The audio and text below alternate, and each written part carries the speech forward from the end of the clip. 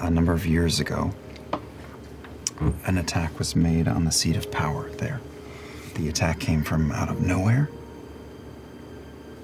and disappeared almost before it started. That was years ago. Left more questions than anything else. So your leader was not one of the people that was killed in this attack? No, very few were. Oh, okay. But years have gone by since this happened. I'd put it largely out of my mind.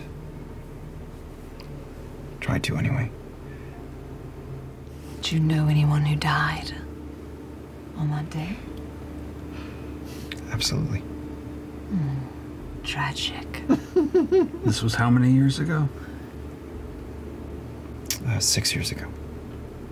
So you got the moons on that sleeve. What's that for? The ink? Oh, the moon. The moon. Yeah. Oh, well.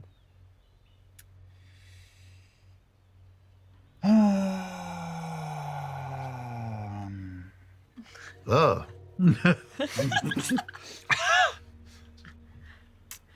It's to help me remember my husband. Oh. Oh. And is he not? Oh, I'm sorry. Thanks. Again, it's a beautiful piece. Yeah, I like it. Can I ask what his name was? Yeah. Will. His name was Will.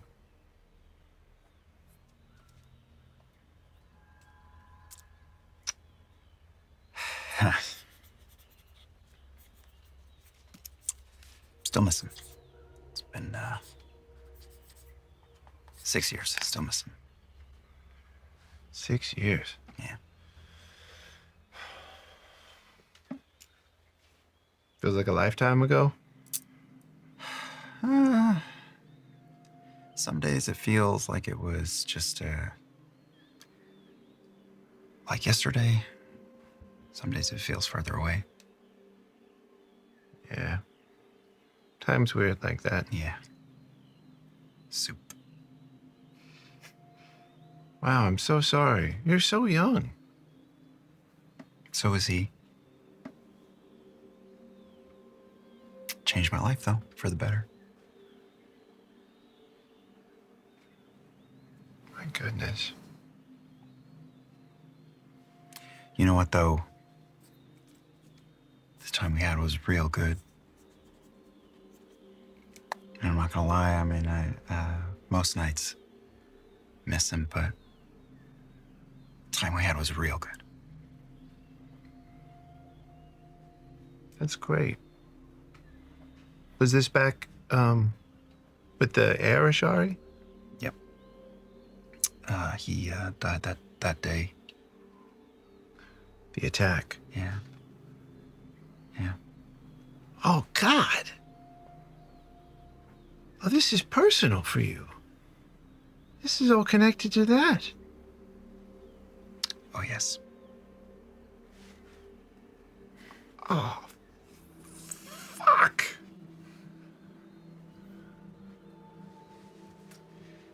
But it's also my duty. And it was his. All of ours. And, you know,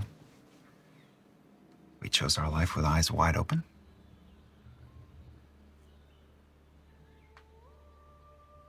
You were both protecting the hand of the Tempest? Voice. Yeah. Voice. Voice. Voice. You're a good guy, Orym.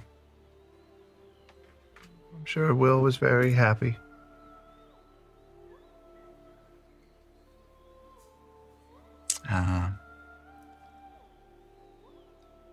I don't know what I'm doing, but I do try to do right by him.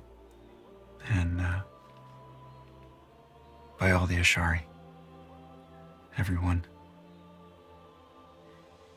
You're a rare one, I gotta say. I actually believe you.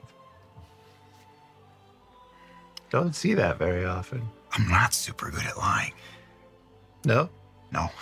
No, I don't have a very good poker face.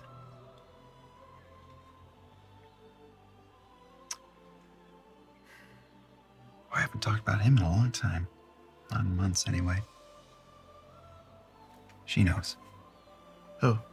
Fern. Oh. Yeah. And Dorian? Got it. Anyway, thanks for talking to me about it. I want to hear more about the moon sometime and what it meant. I'm figuring out my relationship with it, so. Well, that's not complicated. I don't mind sharing it. He was half elven and big moon, little moon. Oh God, I love it.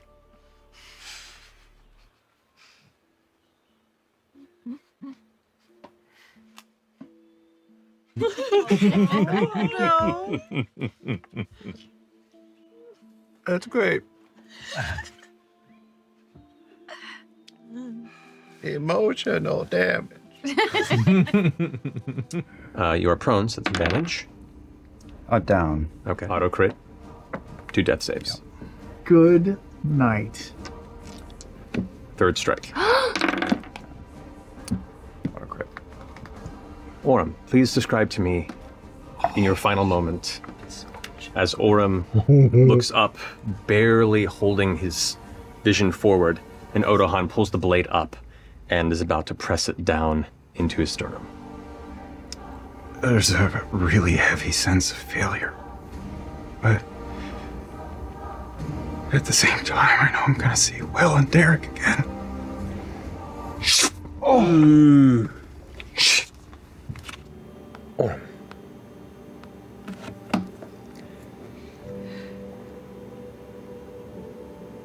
The tension has passed, and a calm peace comes over you. As this shadow, this looming darkness of regret and anxiety gives way to the sounds of the soft breeze of Zephyr through the trees.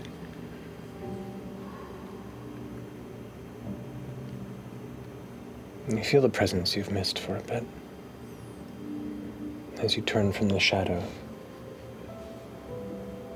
amongst the various cherry blossom branches and the wind that blows and this kind of soft dreamscape before you. You see Will.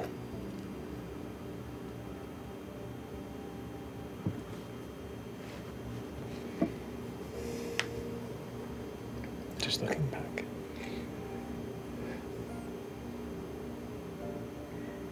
And you want nothing more than to stay here.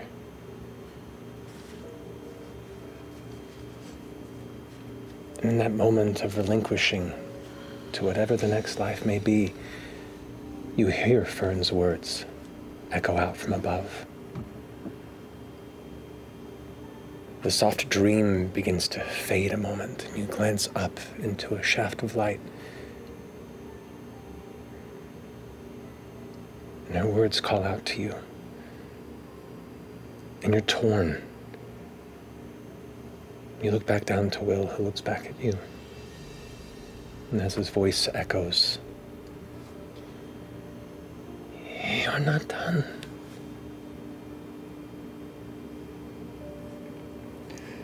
I really wish I could stay. I'll still be here. Oh, I miss you so bad. There will be a time. I look forward to it.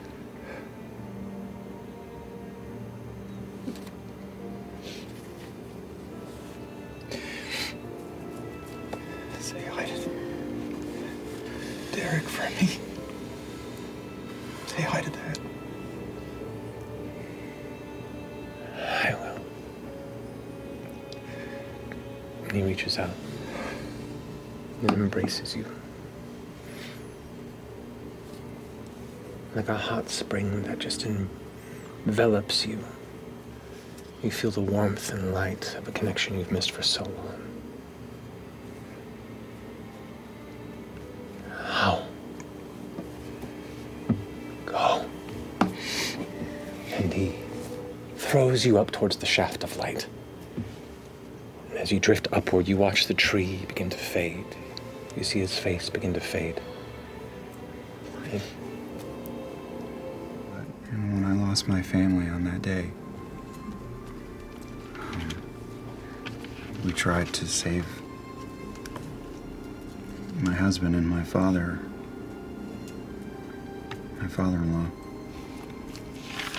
And something, it didn't work. It didn't work. And you're certain we can bring this one back. You know what happened when we tried last time. I'm not certain, but we're desperate, Tempest. When we were attacked in Zephyra, the assassins utilized a particular kind of toxin. A venom that is extremely rare. It is designed intentionally to lock away divine magics, to prevent resuscitation.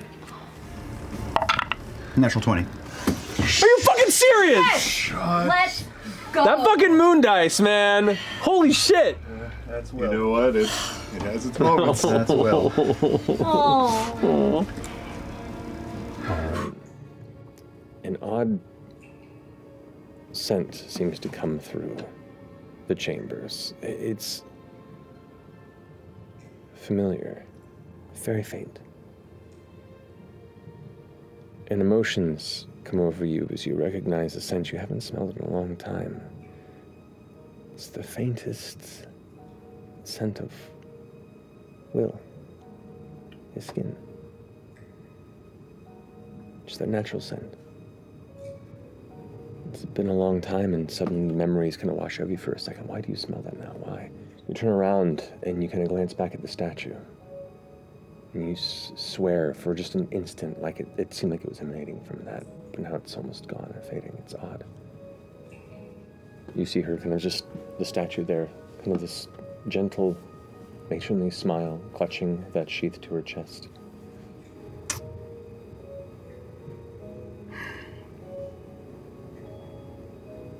Thanks. I'll take it. There's a unique element that you, as you look back down at the statue, there are these small growths like vines that are just kind of emanating from the top of the sheath. That she's holding? Yeah. Like it's just like something is rooted in and growing.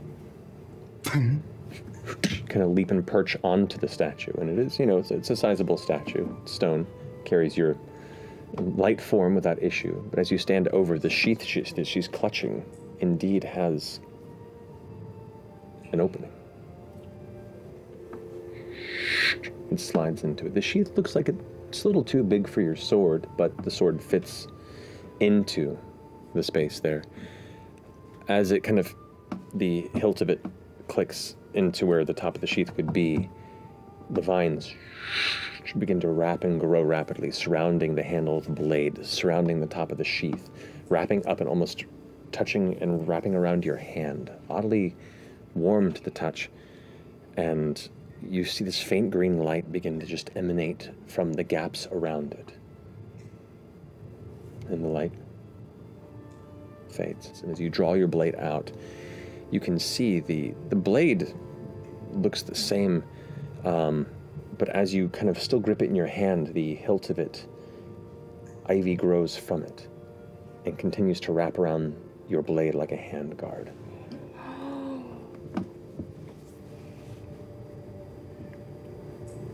As you look it over, faintly you see this kind of emerald energy, this like faint magical field kind of drift across the edge of it.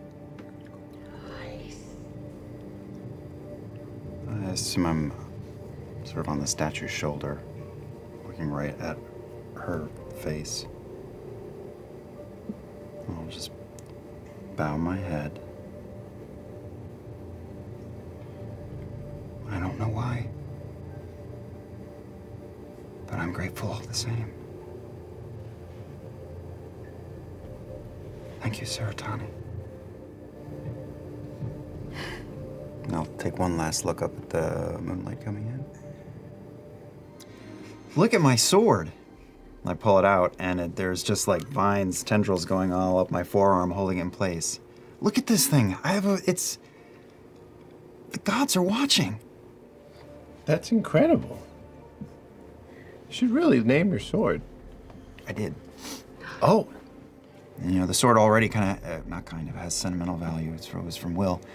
And I'm never gonna let go of it. So I tried to think, like, you know, what is something that speaks to Will and speaks to me and speaks to the blessing she gave. Anyway, this is Seedling. Oh. The Wayward Pilgrim. Pretty cool, huh? Yeah. That's a good name.